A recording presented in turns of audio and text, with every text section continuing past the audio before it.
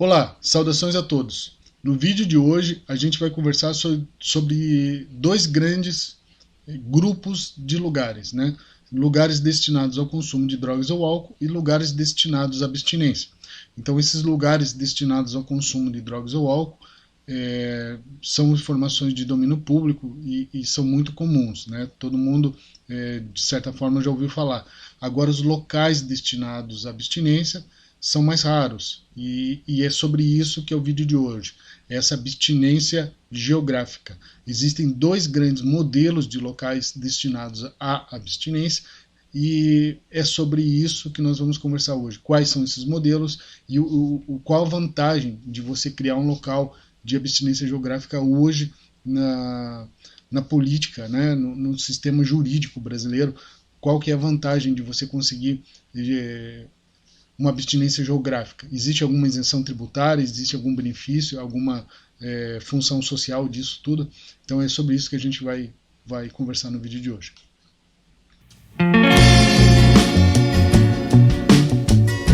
Olá, meu nome é Pericles Zimmermann, eu sou voluntário da Epistemologia e no vídeo de hoje a gente vai conversar sobre abstinência geográfica. Bom, primeiro a gente vai mostrar os lugares que não são de abstinência. Então, esses locais eles já têm certos nomes, né, bem característicos, né, já possuem certos rótulos. Por exemplo, Cracolândia, Boca, Mocó, depende da região do país, eles têm determinados nomes, né? Então, esses locais são destinados ao consumo de drogas ou álcool e todo mundo, de certa forma, conhece. Sabe onde eles estão espalhados pela cidade e tudo mais. Determinadas praças são destinadas, não são destinadas, mas possuem um grande consumo de drogas ou álcool. Algumas até são destinadas ao consumo de drogas ou álcool de maneira informal, né? Bom, esses lugares não nos interessam no vídeo de hoje, a gente fala sobre abstinência, então nosso foco aqui vai ser tratar de lugares destinados à abstinência. E é sobre isso que eu quero conversar com vocês. Essa abstinência geográfica. Existem dois grandes locais de abstinência geográfica. Eles podem ser inaugural, ou seja, originalmente esse local é de abstinência, ou ele pode ser encampado, ou seja, ele possui um segundo momento onde ele se torna um local de abstinência e antes ele não era necessariamente um local de abstinência. Então vamos exemplificar para deixar bem claro. Uma academia, por exemplo, é um local de abstinência geográfica, né? Um templo religioso, uma igreja, são locais que as pessoas vão até lá, não vão com intenção de consumir drogas ou álcool. Então são locais de abstinência geográfica. A mesma coisa uma linha de produção industrial de uma empresa. Também é um local de abstinência geográfica. Se você for para lá embriagado ou sob efeito de drogas ou álcool, você vai sofrer certas punições na esfera trabalhista. Então você não vai trabalhar sobre essas condições em determinados locais. Então nós temos vários locais de abstinência geográfica.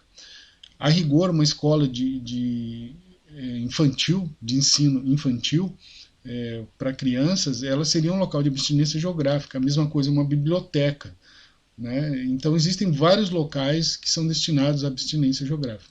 E dentro disso nós temos, por exemplo, clínicas e comunidades terapêuticas, que também são.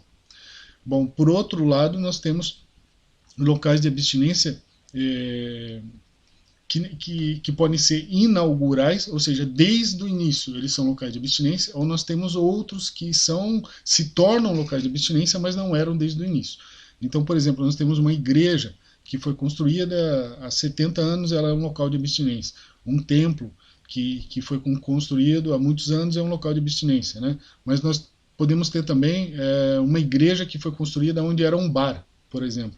Então, no início era um local destinado ao consumo de drogas ou álcool, e agora é um local onde as pessoas não vão para consumir drogas ou álcool. Então, o mesmo lugar, geograficamente, o mesmo lugar que antes era um local de adicção, que promovia o consumo de drogas ou álcool, agora é um local que promove a abstinência. O nome disso é abstinência geográfica encampada.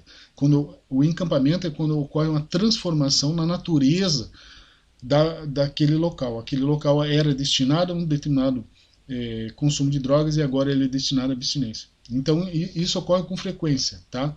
Então às vezes determinadas praças são locais onde se consome muita droga ou álcool e daí o governo vai até lá, monta módulos policiais, cria uma série de estruturas e faz com que aquele local não seja mais destinado ao consumo de drogas ou álcool. Tá? Então ele se torna aquele local que antes era destinado ao consumo de drogas ou álcool, agora é um local de abstinência geográfica e encampada. Certo?